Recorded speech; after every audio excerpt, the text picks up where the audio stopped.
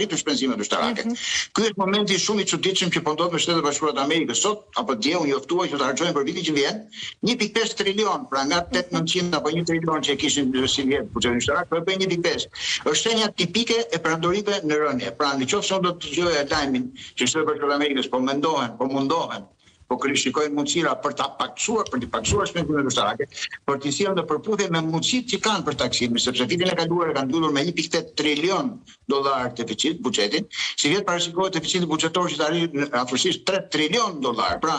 po ndodhin të gjitha gjërat në anën e kundërt të asaj që duhet për ta shpëtuar rendin botror që është ai i drejtuar nga Shtetet Bashkuara të Amerikës. Dhe në këto kushte duhet si një fatalitet hyjnor që kur vjen momenti që duhen marrë vendime ndryshe, nuk e di për 1 milion arsye të detyruar nga rrethanat, nga interesat e grupit, nga forca madhore, nuk e di pse,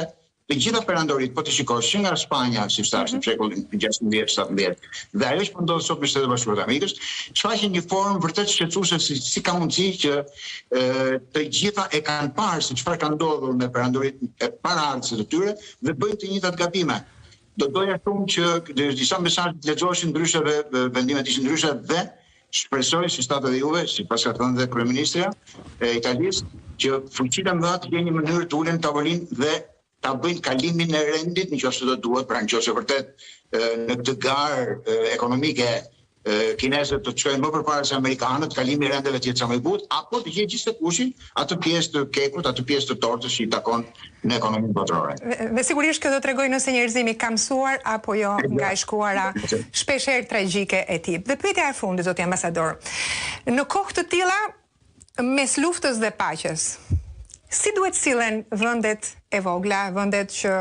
zakonisht janë varur, apo kanë qenë pjesë e fuqive apo perandorive të mëdha. Si duhet sillen së brendshmi dhe si duhet sillen në relat me fuqitë e jashtme, të cilat janë në ndryshime sipër. Kam përshtypjen që gjithë njerëzit e arsyeshëm do thoshin që duhet shikojnë që në momentin që vjen fortuna, stuhia, do duhet të riparojnë së bashku shtëpinë e tyre që të jetë sa më fort për të përballuar stuhisë, jo njëri të marrë dhomën e gjumit, të tjerit të marrë kuzhinën apo tjetri të hyjnë çati, tjetri dalin në obor. Në këtë këndvështrim, vendeve vegjël do duhet që në mënyrë absolute të garantojnë sigurinë minimale ushqimore për njerëzit e tyre. Në vende si Shqipëria, ku çdo ushqim pothuajse importohet, apo nuk e di edhe vende të tjera të kësaj natyre, do duhet të shikojnë rrugët e tregtisë, sepse lufta nuk na pyet neve dhe nuk është në dorën tonë nëse e evitojmë apo jo, po varet nga faktorë të tjerë shumë përtej nesh. Pra, e para do thoshe uniteti politik brenda vendeve, e dyta rajonal, që të kenë një shkuarshmëri sa më të mirë me të gjithë fqinjet, dhe katërta të mendojnë fare mirë për burimet e ushqimit dhe të mbijetesës së popullit të tyre, sepse situatat mund të jenë vërtet shumë të vështira për të përballuar. Natyrisht që sekush mund të mendojë se mund t'ia dalë duke ikur nga vendi duke vajtur në një vend tjetër, por mos harrojmë që në rast se do të bllokohen kanalet e komunikimit të tregtisë dhe do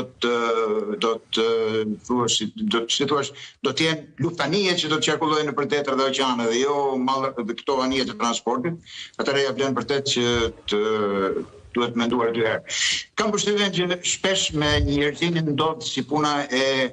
orkestrës së Titanikut, që pavarësisht se po mbytej, vazhdojnë dhe bien violinës në një këndvështrim, edhe nga sa shikoj rreth e përqarit,